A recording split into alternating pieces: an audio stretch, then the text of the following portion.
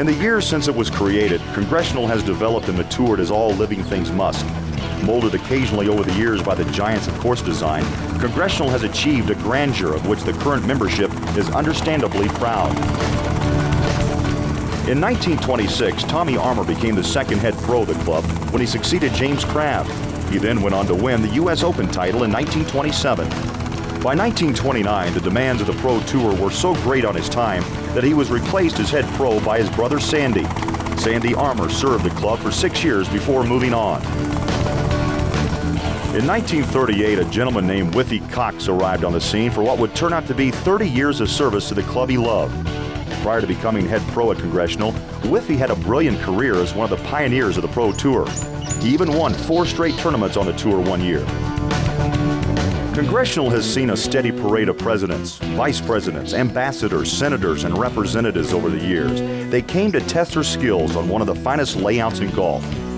Some of them even joined the club during their time in Washington, D.C.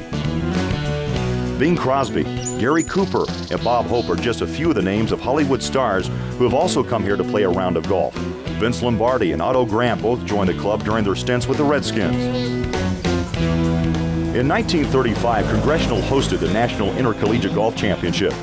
In 1959, the U.S. Women's Amateur Championship was hosted here.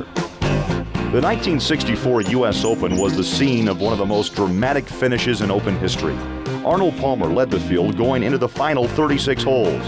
Ken Venturi, battling heat exhaustion, forged into contention with a 66 on the first 18 holes.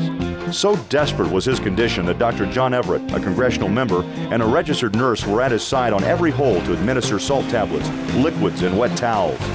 The gallery was unusually quiet as Venturi surveyed his final putt, and when the putt fell into the hole, the crowd erupted.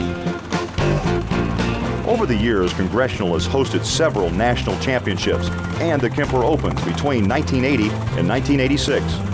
In 1995, Tom Weiskopf won the first USGA title of his career at the U.S. Senior Open. Thus, the stage is set for the continuing story of Congressional Country Club as the site of the 1997 U.S. Open. Steve Jones will attempt to defend his title as the best golfers in the world vie for the championship.